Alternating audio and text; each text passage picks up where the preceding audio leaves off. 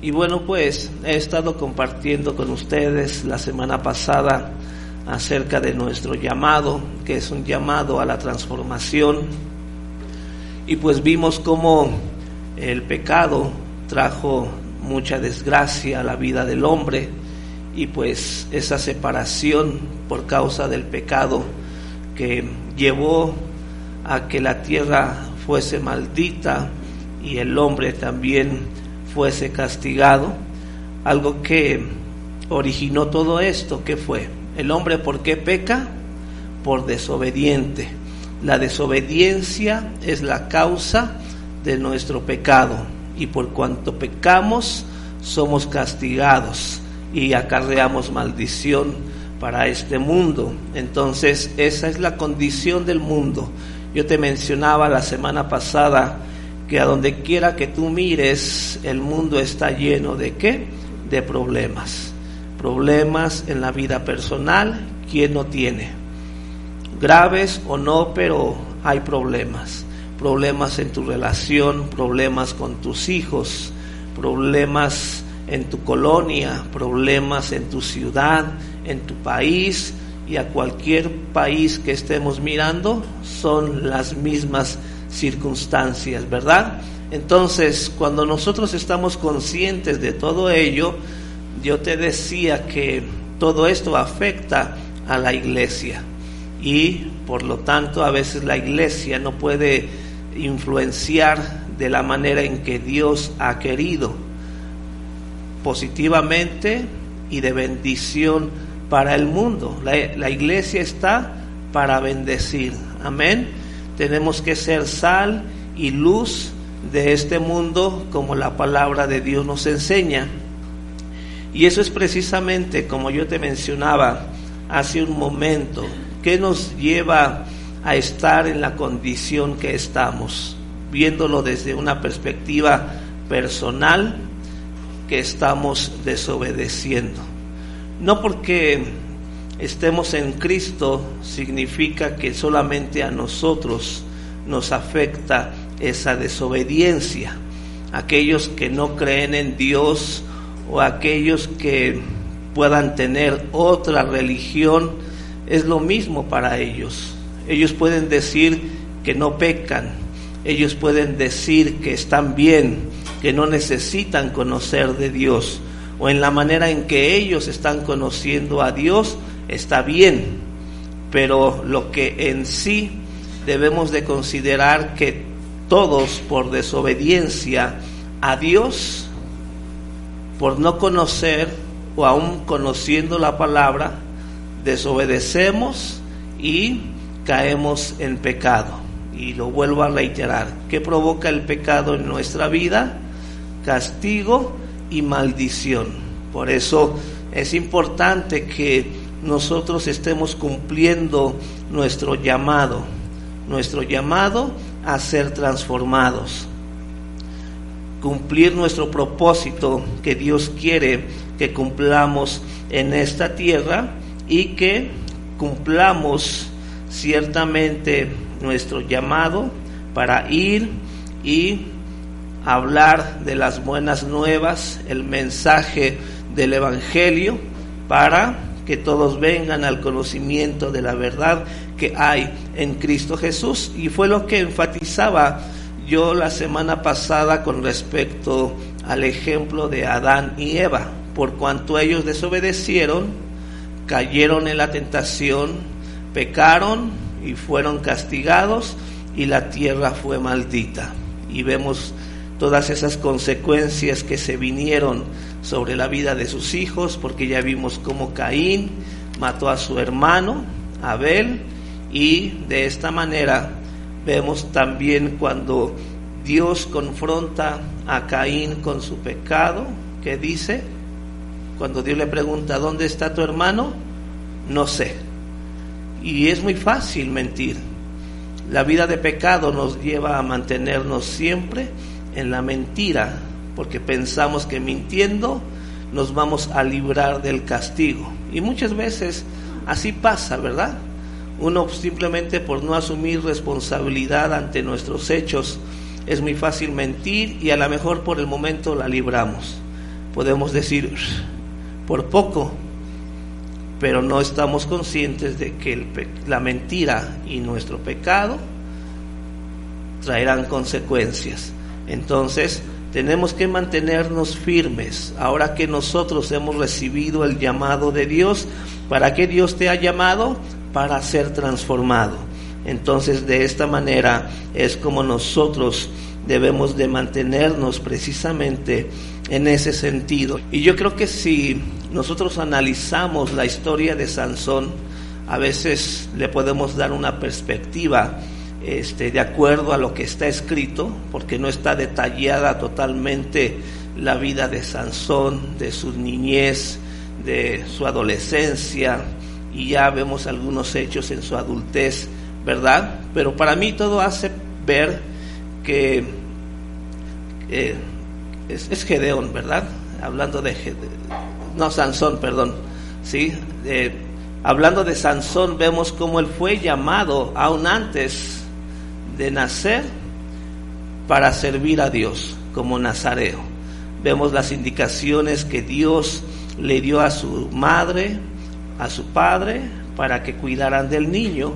Y yo creo que esa actitud de Sansón, cuando muestra interés por la mujer filistea, a la cual le dice a sus padres: quiero a esta mujer, que hasta su padre le dice: oye, hijo, que no hay mujeres en nuestro pueblo que te puedan gustar, porque pones la mira en alguien que no es de nuestro pueblo. Y él, encaprichado, dijo: yo quiero a esa mujer. Y eso me hace ver que a lo mejor él creció siendo un niño caprichoso. ¿Por qué?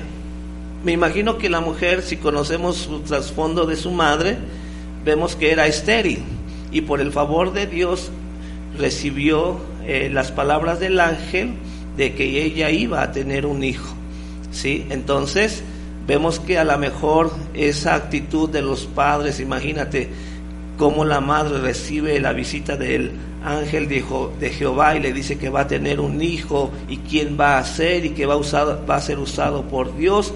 Pues todo el orgullo que había en ella, como él y su padre tuvieron en su momento ya a Sansón en sus brazos, y a lo mejor hablar de él siempre, ¿no? Con ese orgullo: mi hijo va a hacer esto, mi hijo fue llamado por Dios, mi hijo fue escogido por Dios. Y a lo mejor llevó precisamente a Sansón a ser caprichudo en todo lo que él quería, se lo daban con tal de no perturbar el plan de Dios para su vida, porque vemos que fue muy fácil para él mentir. Él estaba mintiendo, vemos que a su mujer, y a mí me hace ver la historia de Sansón, cómo él quería siempre estar en el foco de la atención. Recuerda que cuando él mata al león con sus propias manos, y cuando quiere aprovecharse de esa situación dándoles ese acertijo a los filisteos, entonces, ¿qué pasa? Espero que hayas leído la historia, porque si no, a lo mejor no vas a entender de lo que estoy hablando, ¿sí?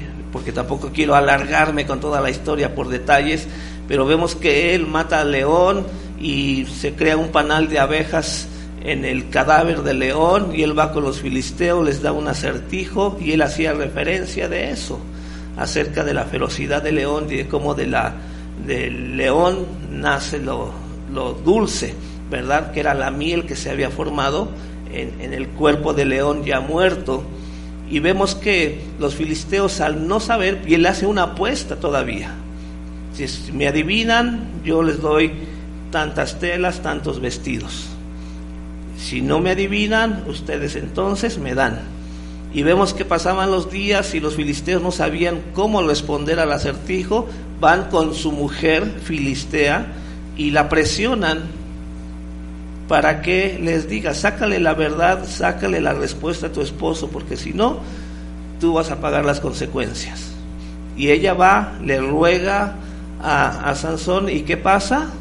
Le dice, y ella va y les dice a los filisteos, ellos le dan la respuesta y se enfurece Sansón porque se da cuenta de lo que pasó y aún va y mata a otros filisteos, les roba los vestidos para pagar su deuda. Y así era la vida de Sansón, siempre mintiendo, siempre queriendo ser el foco de atención, y sabemos las consecuencias por causa de sus mentiras. Cuando llegó con Dalila, vemos que por interés ella lo vendió por dinero a los filisteos, y de tanta insistencia él ya no aguantó y dijo: la manera en que yo pierdo mi fuerza es que me corten el pelo. Y fue lo que vimos la semana pasada. Por eso la importancia de ser llamados para ser transformados. Cuando hablamos nosotros de transformación, es importante tener un claro entendimiento de lo que realmente me va a llevar a esa transformación. Muchas veces cuando nosotros hablamos de transformación, siempre damos un ejemplo en ese proceso de metamorfosis. Hablamos de una transformación total, ¿verdad? De cómo de oruga viene un proceso de metamorfosis y se convierte ¿en qué? En mariposa. Y es la manera en cómo nosotros lo ejemplificamos en que debe de suceder en nuestras vidas. Pero vamos a ver una definición de transformación que yo creo que es la más adecuada y el mejor entendimiento que debemos de entender con respecto a cómo debemos ser transformados. Una definición de transformación es acción o proceso mediante el cual algo se modifica, altera o cambia de forma, manteniendo su identidad. Si nosotros vemos lo que la palabra de Dios nos dice en 2 de Corintios 5:17, dice: de modo que si alguno está en Cristo, nueva criatura es. Las cosas viejas pasaron, he aquí todas son hechas nuevas. Aquí, con respecto a este versículo, podríamos decir que viene y empieza ese proceso de transformación, porque dice que si alguno está en Cristo, ¿qué pasa? Nueva criatura es. Ya las cosas viejas pasaron, todas son hechas nuevas. Y para entenderlo aún más, nosotros debemos de conocer lo que en sí la palabra de Dios nos enseña. ¿Por qué? Como yo te decía, a veces ese proceso de metamorfosis realmente no nos da un claro entendimiento de cómo debe de venir esa transformación.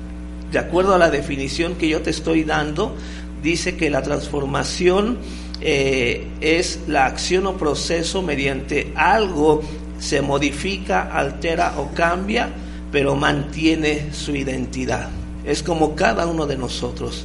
Cada uno de nosotros ha llegado a Cristo, y de acuerdo a lo que dice la palabra, somos nuevas criaturas, pero ninguno entró en un proceso de metamorfosis. Seguimos siendo la misma persona, seguimos teniendo la misma identidad, porque no cambiamos, vamos a decirlo así, exteriormente, como suele suceder en un proceso de metamorfosis. De oruga se convierte en mariposa. Entonces, para que yo pueda llevar a cabo un proceso de transformación, hay algo bien importante que nosotros debemos estar llevando a cabo en nuestras vidas.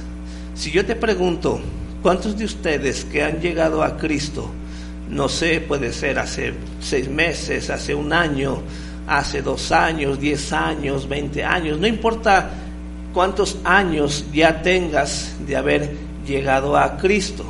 Recuerda, dice que si uno está en Cristo, es nueva criatura. ¿Cuántos de ustedes se consideran nuevas criaturas? Que debe ser de acuerdo al proceso de transformación. ¿Cómo yo me considero nueva criatura? Porque el proceso de transformación ha tomado lugar, acción en mi vida. Entonces, si tú tienes certeza de que tú has llegado a Cristo y eres nueva criatura porque empiezas un proceso de transformación, de cambio, de alteración, entonces vas bien.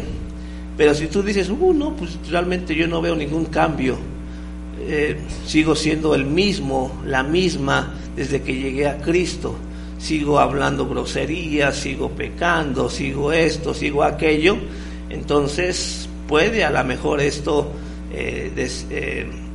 desanimarte. Pero nosotros debemos de llegar a entender, porque si la palabra de Dios dice que si estamos en Cristo somos nuevas criaturas, es entonces porque se está llevando a cabo un proceso ¿de qué? De transformación. Y para entenderlo, nosotros debemos de entender y conocer lo que la palabra logos y rema significa, porque la palabra de Dios puede aplicarse tanto de manera logos y de manera rema. ¿Alguien conoce la diferencia entre la palabra logos y la palabra rema? ¿Sí o no? ¿Sí conocen la diferencia entre logos y rema? Si no la entiendes, entonces por eso no sabes si realmente estás en un proceso de transformación. Y esta es la clave para que una vez que tú conoces la diferencia entre palabra logos y palabra rema, empieces ese proceso de transformación. Y vamos a ver cuál es esa diferencia.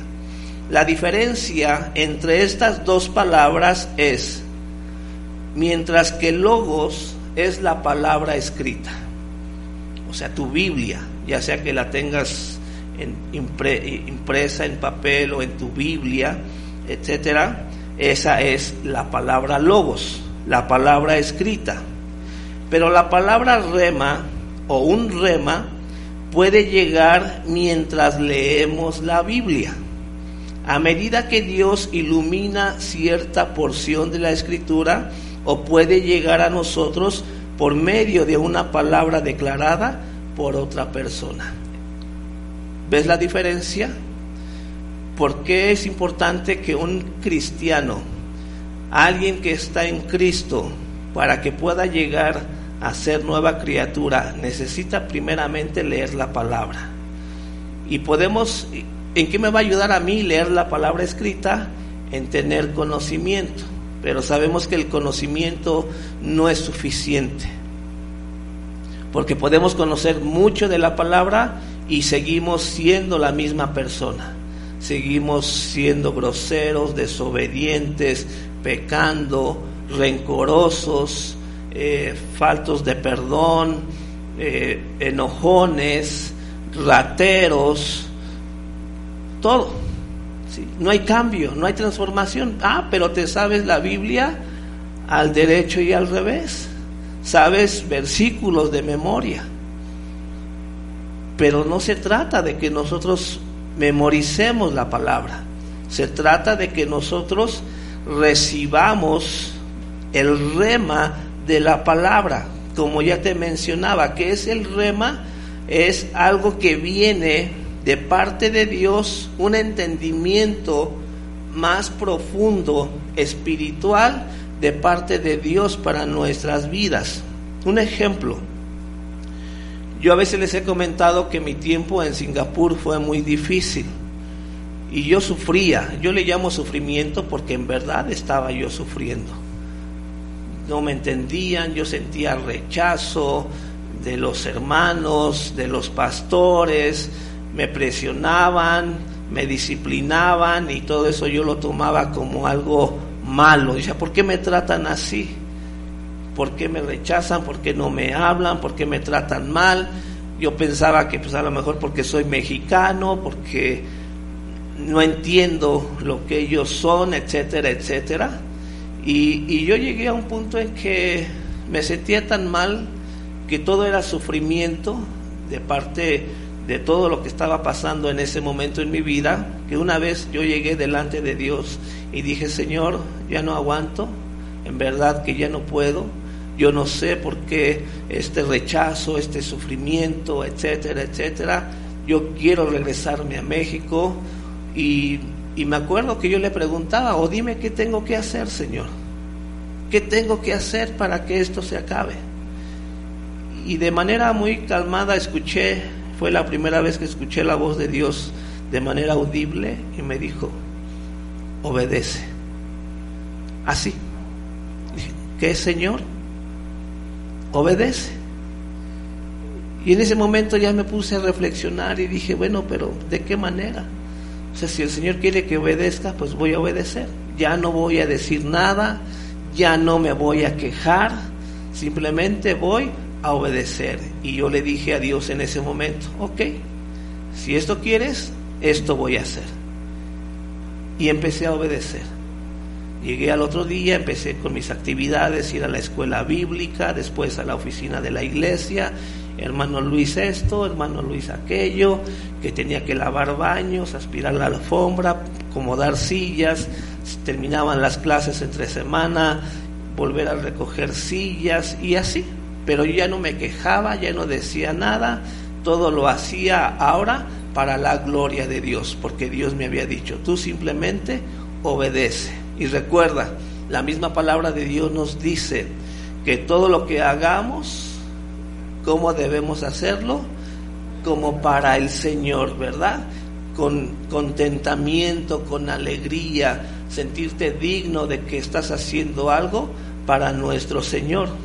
Y fue así cuando las cosas empezaron entonces a cambiar. Y fue el momento entonces que cuando yo estaba leyendo la palabra, yo ya conocía este versículo de la palabra que Dios dice, porque los que aman a Dios, todas las cosas le ayudan para bien, de acuerdo al propósito por el cual han sido llamados. Pero cuando yo estaba ya en esta situación de cambio, de obedecer como Dios me había dicho, y leo ese versículo, en ese momento entendí. Y yo dije, Señor, entonces todo lo que yo estaba pasando, todo lo que me pasó, ese rechazo, todo ese tiempo de queja, de sufrimiento, fue para mi bien. Es cuando hubo claridad. Yo tenía la palabra logos, conocía esa palabra, pero no tenía la revelación, el entendimiento de esas palabras. Entonces, esa palabra logos, que yo conocía, pero no me ayudaba en nada, ahora que vino la revelación de esa palabra a mi vida, pude entender.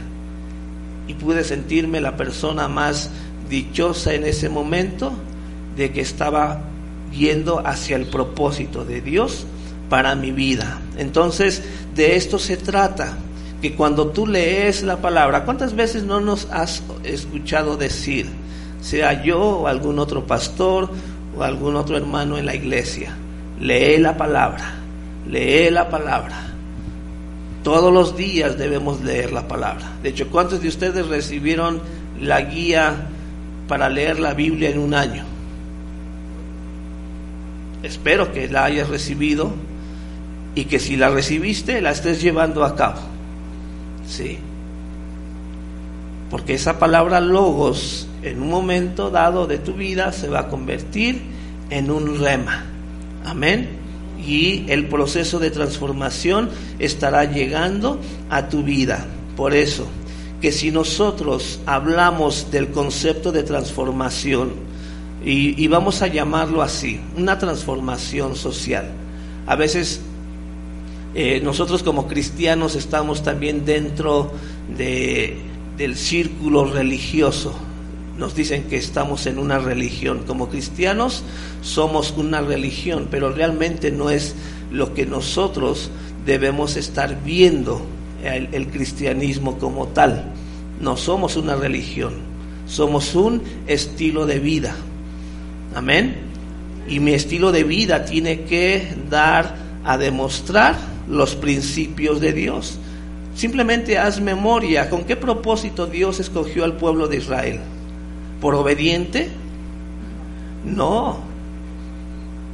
Eran desobedientes, eran pecadores. Recuerda todo el tiempo. ¿Por qué llegaron a ser esclavos en Egipto por más de 400 años? Por necios, por desobedientes, por sus antepasados que se la pasaban pecando y pecando y pecando y recibiendo castigo y maldición. Y todo eso, aún Dios, en su gracia, en su misericordia, los llamó para que fuesen su pueblo. ¿Y qué Dios les estaba enseñando? Sus leyes, sus principios. Simplemente tomemos la lista de los 10 mandamientos. ¿Cuáles son esos 10 mandamientos? No robarás, no tendrás a otros dioses delante de ti. ¿Cuál más otro tú te acuerdas? Honrar a tu padre y a tu madre. ¿Qué más? Toma en consideración esos 10 mandamientos, ya que si quieres irte a lo más específico de lo que era la ley de Dios, empieza a leer Levíticos, y ahí vas a encontrar todas las leyes, mandamientos que ellos tenían que cumplir para poder estar en la posición que Dios quería tenerlos. ¿Qué es lo que Dios quería con el pueblo de Israel? Que ellos fuesen luz para las otras naciones, para los otros pueblos, que el pueblo de Israel pudiera influenciar a los demás pueblos paganos que adoraban a otros dioses, que dejaran de hacerlo y que vinieran a conocer al único Dios vivo y al Dios verdadero. Pero ¿qué pasaba cuando ellos tenían contacto con otras naciones paganas? Hacían lo que esas naciones paganas hacían, y venía el castigo y venía la maldición, y por eso Dios los castigaba y vinieron a ser esclavos a la tierra de Egipto. Pero aún así Dios estaba con ellos, ¿sí o no? Y no dejaba a Dios de mandarles a alguien. Les levantó a Moisés. Todo lo que tuvo que pasar con Moisés, él fue escogido también desde pequeño, ¿verdad? Dice la palabra que nosotros fuimos predestinados aún antes de la fundación del mundo, lo mismo que fue para Moisés. Sabemos que a los 2 años, cuando tenían que morir todos los nacidos de 2 años para abajo, tenían que morir por la orden del faraón.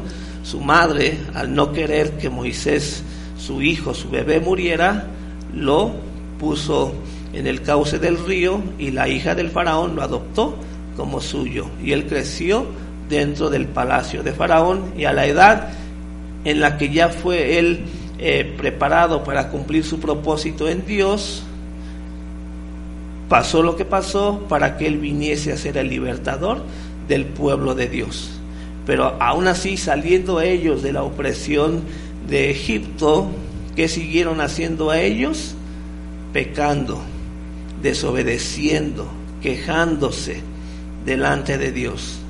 Pero aún así Dios ha perseverado hasta el día de hoy, tanto con ellos y ahora con nosotros, porque recuerda, gracias a su rebeldía, a su necedad del pueblo de Israel, ahora nosotros, como dice la palabra en Romanos, ellos fueron arrancados de la vid. ¿Y qué pasó con los gentiles, con los que no son del pueblo? Fuimos injertados. Y la misma palabra dice: pero no te jactes tú que has sido injertado, porque poderoso es Dios para poder quitarte a ti, arrancarte a ti y volver a injertar al original, al pueblo de Dios. Entonces no tenemos por qué jactarnos. Entonces, de esta manera, como yo te estoy mencionando, pensemos en esto, acerca de cómo Dios llamó a todo un pueblo, y veámoslo de esta manera. Todo ese pueblo de Israel que fue llamado por Dios para que fuese su pueblo, Dios los llamó a una transformación social. O sea, Él quería que todo el pueblo fuese unánime en su fe, en su creencia, en sus actos. Amén. Y esto se refiere precisamente a un proceso de transformación. Y para eso estás tú aquí. Por eso estamos nosotros aquí. Para que este grupo que conformamos nosotros, parte del pueblo de Dios, tengamos una transformación. Porque no solamente es una transformación para mí, sino para cada uno de nosotros. Por eso cada miembro de este grupo, de esta familia, como quieras tú llamarlo, como parte del pueblo de Dios, tenemos que entrar en ese proceso de transformación. Y es lo que Dios quiere que suceda dentro de cada sociedad. Imagínate, no hablemos de la ciudad, simplemente de la manzana donde tú vives, tu vecindario, que todos entráramos en ese proceso de transformación, que dejáramos de desobedecer, de no permitir, claro que es, si dejamos de desobedecer, entonces el pecado, por lo tanto, ya no debe ser parte y no es parte de nuestras vidas, porque ya vimos que la desobediencia te lleva ¿a dónde? Al pecado. Si tú obedeces, dejas entonces de pecar. Entonces imagina que tu vecindario, tu colonia, entrara en ese proceso de transformación a través de la palabra, de obedecer la palabra de Dios. Entonces, ¿cómo sería nuestra situación actual? Lo que vemos: drogadicción, robos, secuestros, extorsión, maldición, pleitos, iras, contiendas, disensiones, adulterios, fornicaciones. ¿Qué pasaría con todo eso? Se acabaría. Ahora que así sea para toda una ciudad, para toda una nación. Qué ejemplo, ¿verdad? Para otras. Y así debería de ser. Y yo creo que siempre ese ha sido el plan de Dios para su pueblo, para que todos vengan al conocimiento de la verdad de nuestro Señor Jesucristo. Por eso, si hablamos de esa transformación comunitaria o social, pues imagínate el impacto que estuviésemos nosotros teniendo en este mundo. ¿No crees que las noticias empezaran entonces a decir, ¿qué está pasando en esa colonia? ¿Por qué de repente todo lo que vemos ahí es bendición? Porque ya no se habla de secuestros, ya no se habla de robos, ya no se habla de pleitos, de separación de familias, de droga, de alcoholismo, ya no hay adulterio, ya no hay fornicación. Y que los medios de comunicación empezaron a transmitir todo eso. Claro que sería excelente, pero aun si quisiéramos que eso pasara, ¿de quién va a depender? Como yo te decía desde la semana pasada, de cada uno de nosotros. Sí, porque hay problemas, tú tienes problemas, en tu familia hay problemas, tu relación tiene problemas, tanto con tu esposa, esposo y con tus hijos hay problemas, ¿sí? Con tus hermanos, con tus hermanas, con tus familiares. Y eso es precisamente lo que está afectando esta transformación en nuestras vidas. Por eso nosotros debemos y estamos en un trabajo de reconstrucción en medio de nuestra sociedad. No tenemos por qué dejar de hacer lo que Dios quiere que nosotros hagamos, de transformar, ¿sí? Empieza a transformarte tú, a los tuyos, y empieza a hacer luz y sal en medio de esta sociedad que vive más y más apartada de los principios de nuestro Dios. Por eso es importante que nosotros estemos viviendo de acuerdo a los principios de Dios y que tengamos certeza de que cuando yo no esté, por cuanto he dado ejemplo a mis hijos, ellos continuarán la obra de perfeccionamiento, no solamente para sus vidas, sino para la familia y para la sociedad. Por eso es importante que estemos realmente nosotros enfocados, porque como yo te decía, no es lo que dice el mundo. Si el mundo está lleno de problemas y todavía el mundo se cree lo suficientemente sabio para que, queriendo arreglar esos problemas, de hecho, más los empeora. Cómo el mundo quiere cambiarte tu mentalidad, tu ideología, tu identidad, porque ya un niño ya no sabe si es niño o es niña.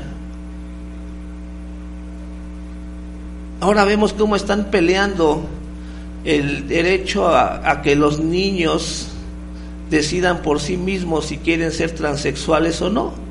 Imagínate. Y muchos aplauden y muchos están a favor de eso. Y desafortunadamente los que tienen esa autoridad para que suceda están en el gobierno. Son los primeros en decir sí, vamos por ello. Y por eso la sociedad está como está. En lugar de mejorar, estamos peor.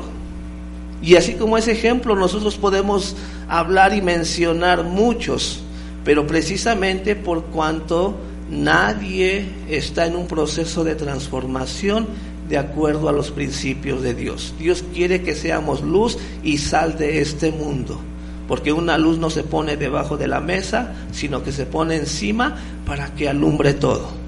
¿De qué manera nosotros estamos iluminando al mundo? Con nuestra vida de pecado. Vamos a ver entonces, esto es lo que Dios desea cuando habla de ser nueva criatura. Y a veces hasta hay un cántico, soy nueva criatura, lo declara la Escritura.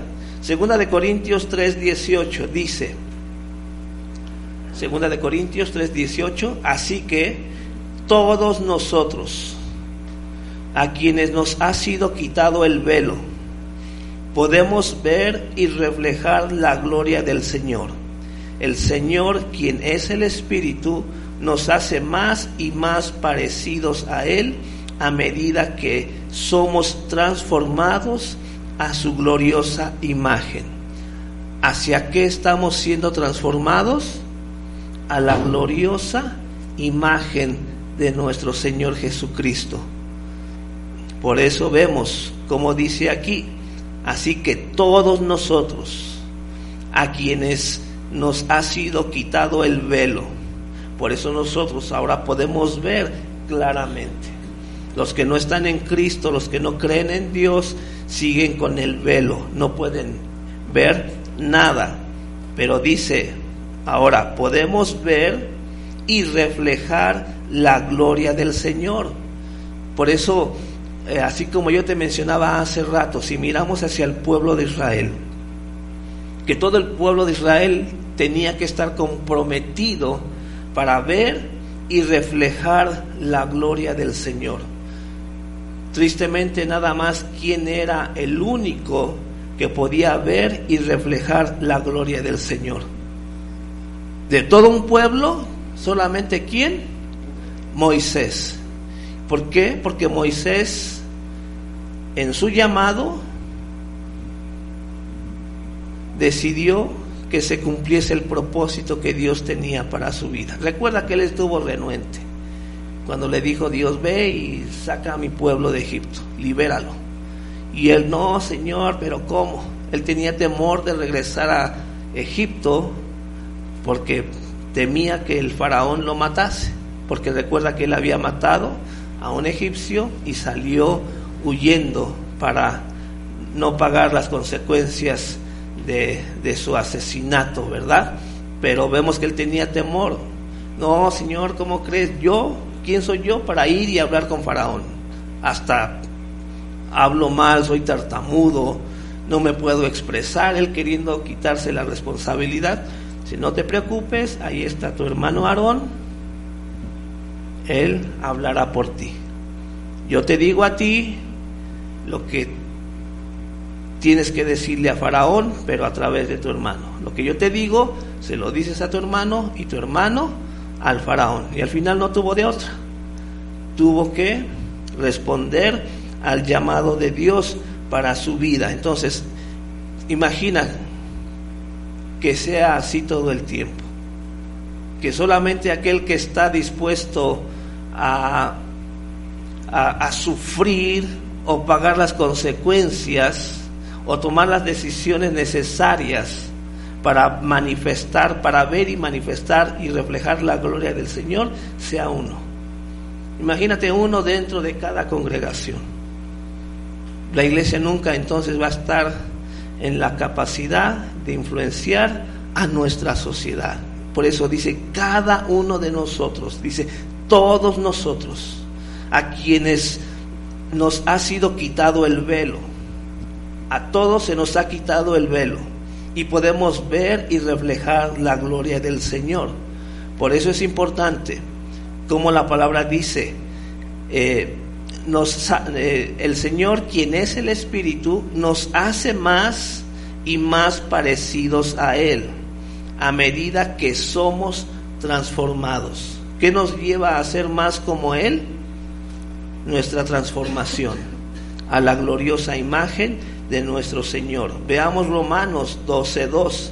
También este versículo habla de transformación. Dice: no imiten las conductas ni las costumbres de este mundo, más bien dejen que Dios los transforme en personas nuevas al cambiarles la manera de pensar. Entonces aprenderán a conocer la voluntad de Dios para ustedes, la cual es buena, agradable y perfecta. ¿Qué quiere Dios que pase a través de nuestra transformación? Como dice aquí, que Dios los transforme en personas nuevas. Ya vimos que si uno está en Cristo, nueva criatura es, ya somos personas nuevas. Pero ¿qué Dios quiere hacer a través del proceso de transformación? Cambiarnos la manera de pensar. ¿Cuántos problemas no hay entre esposo y esposa, entre padres e hijos o madres e hijos? Simplemente que porque ante cualquier acción, lo primero que decimos es que yo pensé. Pues deja de estar pensando, porque no es la manera en cómo tú piensas, sino cómo deben ser las cosas. Dice aquí entonces, al cambiarles la manera de pensar. Tenemos que cambiar la forma de pensar. Siempre es que yo pensé, es que yo pienso. Y eso nos saca precisamente del proceso de transformación, porque muchas veces hacemos las cosas tal cual simplemente se nos han enseñado. ¿Recuerdas cómo llegó Adán y Eva, especialmente Eva, para pecar, para desobedecer a Dios y pecar? A través de la enseñanza. Porque recuerda que ellos pecaron y en ese momento abrieron sus ojos y dice que al verse desnudos se avergonzaron. Y cuando escucharon la voz de Dios ahí en el jardín del Edén, ¿qué pasó? Se escondieron porque tuvieron miedo. ¿Y qué pasó? ¿Qué dice Dios? ¿Qué pasó? ¿Por qué te escondes? Y es que tuve miedo. ¿Y por qué tuviste miedo? Y es cuando Dios pregunta: ¿acaso comiste del fruto que te dije no comieses? ¿Quién te enseñó? Vemos la enseñanza que Satanás introdujo en la vida de Eva y Adán, y ahí se vino la desgracia para todos los hombres. Entonces se nos ha enseñado a pensar, pero de manera equivocada, y por eso muchos de nuestros problemas, tanto personales, familiares, sociales, se encuentran ¿en dónde? En la manera de pensar. Y es ahí en donde nosotros estorbamos o impedimos el proceso de transformación de Dios en nuestras vidas, porque es muy claro, como lo dice aquí Romanos 12:2, para que Dios los transforme en personas nuevas al cambiarles la forma de pensar. Solamente de esta manera aprenderán a conocer la voluntad de Dios. ¿Cuántos conocen la voluntad de Dios? Si tú no entras en un proceso de transformación, no puedes conocer la voluntad de Dios primera, y dice, para ustedes, para ti, para cada uno de nosotros, no para unos cuantos. Recuerda, la semana pasada yo te decía, de acuerdo a Efesios 4:11, Jesús instituyó ministerios, ¿para qué? Para edificar, para enseñar, para preparar al pueblo de Dios a servir a Dios, ¿sí o no? Para que tú conozcas su voluntad. Y de esta manera, si queremos entrar en un proceso de transformación de acuerdo a la voluntad de Dios, que ya vimos que la voluntad de Dios, ¿cómo es? Buena, agradable y perfecta. Por eso yo te decía, cuando yo le decía a Dios, Señor, entonces ¿para qué me trajiste a sufrir? O sea, yo de buena fe, cuando me dijeron, Luis, queremos invitarte a que vengas a la iglesia de Singapur y conozcas esto y aprendas. Dije, ay, me parece maravilloso, voy a estar allí en Singapur, voy a conocer otro país y todo.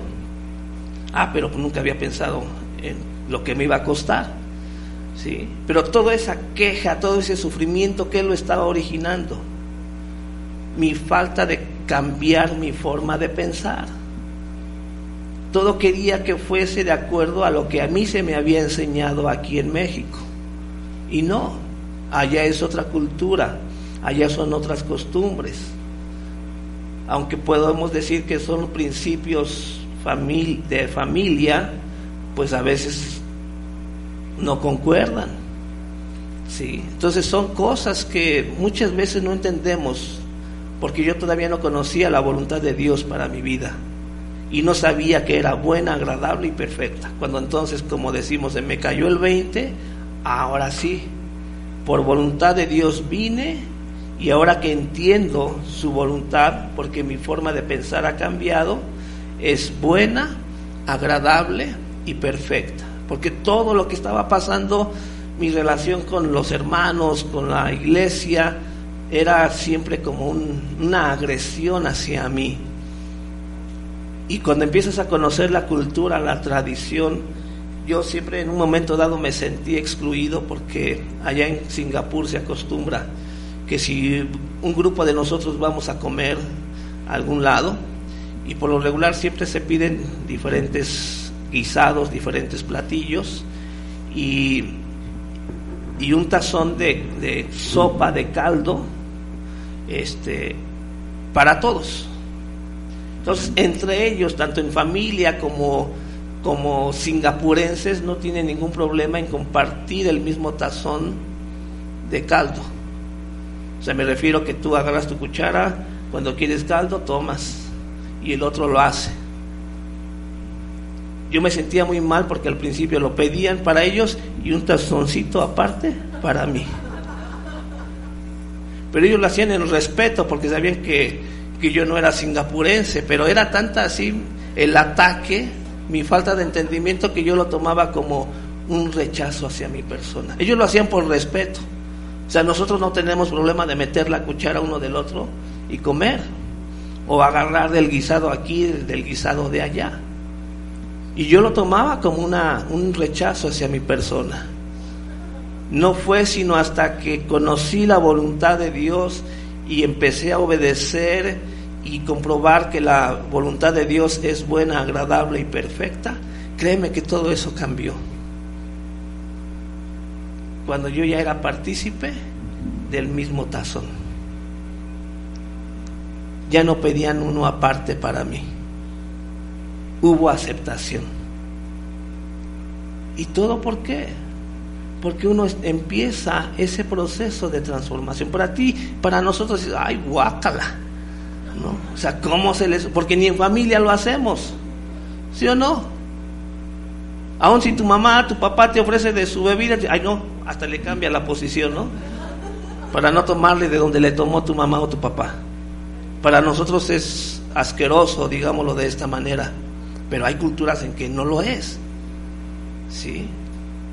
Pero yo le doy gracias a Dios que pude. Por eso cuando vamos y me conocen, no tienen ningún problema en invitarme. ¿Por qué? Porque yo he aceptado y me han aceptado tal como somos, porque todos estamos en la voluntad y propósito de Dios en nuestras vidas. Por eso, ahora si hablamos nosotros de la unción de la gloria de Dios, la palabra nos dice que es con el rostro descubierto, reflejándose como en un espejo para ver de gloria en gloria la imagen de nuestro Señor Jesucristo, es decir, recibimos la gloria de Dios que se refleja en nosotros. Es la unción de su gloria que se derramará sobre cada uno de nosotros, la gloria de Dios que es la suma de sus infinitas virtudes. Tenemos que manifestar la gloria del Señor, y créeme que cuando la gloria de Dios está sobre ti, el mundo es capaz de verla. Por eso recibimos gracia sobre gracia. Amén. Y la operación del Espíritu Santo no solamente es la unción de la gloria de Dios sobre nuestras vidas, sino la operación del Espíritu Santo en nosotros. El reflejo de la gloria de Dios en nosotros es obra de su Espíritu Santo.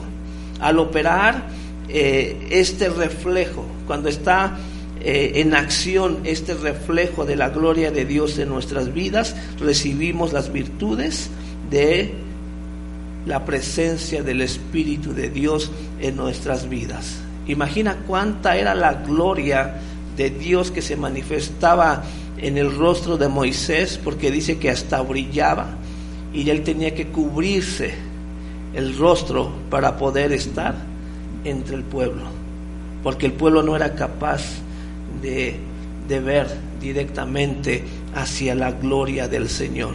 Imagina que en verdad así sea entre nosotros en este mundo, que la gente no pueda ni mirarte porque estás reflejando la gloria del Señor. ¿Tú sabes lo que significa una mirada hacia abajo? ¿Qué significa? Humillación. ¿Sí o no? Cuando tú no puedes aguantarle la mirada a alguien con autoridad, te agachas, ¿sí? Te sientes humillado ante la presencia, ante la autoridad de esa persona. Y eso es lo que Dios quiere darnos cuando estamos en este mundo. Claro, no caminar así, ¿verdad? Que tú eres Juan Camané y todo puedes. No, en humildad. Tú no tienes que hacer nada para que la gloria de Dios se refleje de esa manera. Es simplemente tu comunión con Él. Amén. ¿Sí? No necesitamos estar así con el cuello así parado y caminando no. Simplemente la gente te ve y sabe lo que estás reflejando. ¿Sí? Y es ahí en donde el Espíritu Santo empieza a obrar. Cuando nosotros evangelizamos a alguien, el Espíritu Santo derrama su gloria, llevándolo a la conversión, a esa transformación para su vida, de ser y llegar a ser nueva criatura. ¿Sí? Por eso tampoco te sientas así, ay, yo nomás comparto de la palabra y la gente se convierte. No eres tú, es el Espíritu Santo el que trae convicción de pecado hacia la persona. Por eso nunca nos enorgullecemos de lo que hacemos, porque eso entonces romperá la manifestación de la gloria y del Espíritu Santo en nuestras vidas. Porque recuerda que Dios resiste ¿a quién? Al soberbio, al orgullo. Yo recuerdo en una ocasión como un pastor nos compartía su experiencia. Él era pastor, pero también tenía el don de echar fuera demonios. Y cuando él empezaba a practicar el don de echar fuera demonios, en una ocasión lo mandaron llamar. Dice: pastor, venga, porque aquí mi hija o mi hijo, no me acuerdo quién era, dice, pero está endemoniado. Y él va, llega a la casa con otro hermano, la hermana que vivía ahí, y le dice: pastor, pase, él es quien está endemoniado. Y en ese momento, cuando la persona que estaba endemoniada lo ve a él, se desvanece. Y en ese momento el pastor dice: fácil. Y le dice a todos: déjenme solo. Y sacó a todos del cuarto. Como él dijo: no, ya con eso ya la hice. Dice: en el momento en que cerró la puerta, que se levanta, dice: por misericordia de Dios estoy aquí, porque lo atacó muy fuerte. Y él entendió: no es tu orgullo, no es tu capacidad, no es tu autoridad, es la autoridad de Dios, el don del Espíritu Santo, lo que te va a llevar a enfrentar el mal. Pero él tuvo que aprenderlo de manera dura. Sí, él tuvo que clamar a Dios: Dios, sálvame. Y Dios, en su misericordia, lo salvó y pudo liberar a la persona. Pero él aprendió: no es en nuestras fuerzas, no es en nuestro conocimiento, es por la gracia, por la gloria y la operación del Espíritu Santo en nuestras vidas que logramos la victoria. ¿Sí? Entonces tenemos, como yo te decía, cuando tú evangelizas a alguien y se convierte a Cristo, no pienses que eres tú. No, mantente humilde y mantente en la gloria y en la manifestación del Espíritu Santo. Cuando discipulamos al Espíritu, expande las dimensiones de nuestras virtudes, llevando al creyente a una mayor intimidad con Él. Por eso es importante que cuando nos discipulamos, cuando hablamos de discipulado, ese discipulado tiene que llegar a nuestro interior, a nuestro espíritu. Recuerda que la palabra es alimento. ¿A quién? A nuestro espíritu. No podemos alimentar la carne con la palabra de Dios. Por eso comemos todos los días gorditas, tamales, pambazos, carnitas, para alimentar la carne. Pues no se ve. Si estoy así es por lo que le he hecho todo el día, ¿sí? Pero tenemos que alimentar al espíritu, y lo alimentamos con la palabra. Por eso la importancia del discipulado. También, ¿cuántas veces no en la iglesia enfatizamos las clases? Regístrate, apúntate, toma nota, aprende, para que esa palabra logos en un momento dado en tu vida se convierta en rema. No sé si en un momento dado te ha pasado de que escuchas la predicación y a lo mejor la repasas entre semana, y en ese momento viene la rema. Dices: ay, sí, ahora entiendo lo que dijo el pastor el domingo. Porque así opera el Señor en nuestras vidas. Por eso tenemos que dejar que el espíritu sea alimentado para expandir las virtudes en nuestras vidas, para que podamos tener mayor intimidad con nuestro Dios, con el Espíritu del Señor, y la renovación de nuestra mente. Ya vimos el texto de Romanos que nos habla de la transformación de la mente. La persona escucha el Evangelio, recibe a Jesús y abre su mente para convertirse, para transformarse. El creyente que ora y estudia la palabra abre su mente para transformarse, cambiando de paradigmas, renunciando a lo habitual por una vida nueva. Y es por eso que esta renovación viene a través de la palabra rema. Solamente la palabra rema es lo que nos va a llevar entonces a una práctica de la palabra. Recuerda lo que dice Santiago, que debemos de ser hacedores y no solamente oidores de la palabra. Un oidor es simplemente aquel que recibe la palabra logos, pero no hay ningún cambio en su vida. Sigue siendo la misma persona. El mismo que grita, el mismo que se enoja, el mismo que maldice, el mismo que se queja, el mismo que adultera, que fornica, que desobedece, y todo lo malo. Porque ¿cuántos cristianos no hay así? Son cristianos y roban, maldicen, se quejan, critican, adulteran, fornican, todas las obras de la carne. Entonces necesitamos entrar en ese proceso de transformación. Esto quiere decir que cuando leo la palabra logos, puedo esperar recibir la palabra rema, que es la revelación de la palabra, para que haga conforme a ella y mi manera de pensar cambie y empiece la transformación en mi vida. Entonces, si yo quiero cambiar, si yo quiero transformarme, si yo quiero manifestar la gloria del Señor, debo de buscar siempre la palabra rema. Amén. No nos conformemos solamente con leer, porque ¿qué sucede? Porque es simplemente como cuando también Santiago dice, uno ve en el espejo su rostro natural, pero se da la vuelta y se olvida cómo era. Así sucede. Tú lees la palabra, cierras la Biblia y ya se te olvidó de lo que leíste. Ya ni sabes qué parte de la escritura. ¿Era Mateo? ¿Era Juan?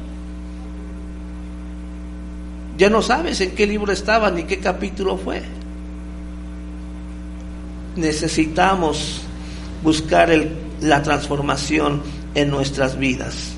Y simplemente, hermanos, ya para concluir, seremos transformados de fe en fe y de gloria en gloria, porque tenemos fe, pero la fe de uno que recibe palabra rema y de otro que solamente tiene fe en la palabra logos es diferente. Tenemos que ir creciendo de fe en fe y de gloria en gloria. Amén. Gracias a Dios. Vamos a orar y que en verdad podamos cada uno de nosotros. Yo te invito, ahí están las predicaciones en línea, repásalas, escúchalas, ¿sí? ¿Para qué? Para que hagas de la palabra logos una palabra rema para tu vida. Si ten ese hábito de escuchar nuevamente la predicación, o si hoy que tomaste tu lección, tu primera lección, estúdiala para que venga esa revelación de la palabra rema y tu vida cambie. Aleluya, Señor. Padre, en el nombre de Jesús doy gracias por la vida de mis hermanos, tanto los que están aquí presentes en esta región y aquellos que están en su región escuchando la misma palabra, Señor eterno. Oro en el nombre de Jesús porque podamos llegar a ese punto de transformación de nuestra mente, de buscar la palabra rema, la revelación, Señor mío, de tu palabra en nuestras vidas, Señor eterno. Queremos, Padre, romper con toda maldición, con todo castigo, con toda obra de pecado, Señor mío, a través de tu palabra rema. Señor, queremos ser, como dice tu palabra, hacedores y no solamente oidores de la misma, Señor. Queremos que nuestra mente sea transformada, Señor, como vimos en tu palabra en Romanos 12:2. Queremos que tú nos transformes para ser personas nuevas al cambiarnos nuestra manera de pensar, y que aprendamos a conocer tu voluntad, que es buena, agradable y perfecta. Te pido, Dios, tu bendición sobre cada uno de nosotros, y que podamos empezar, si es que no hemos empezado, o que empecemos y continuemos, bendito Dios, en este proceso de transformación, tomando siempre, bendito Padre, en humildad, el cambio y la transformación que tú quieres para cada uno de nosotros, y que estemos en pleno conocimiento de tu voluntad. Señor, bendice a cada uno de mis hermanos y permítenos avanzar en fe y de gloria en gloria para honra de tu santo nombre. En Cristo Jesús damos gracias. Amén y amén.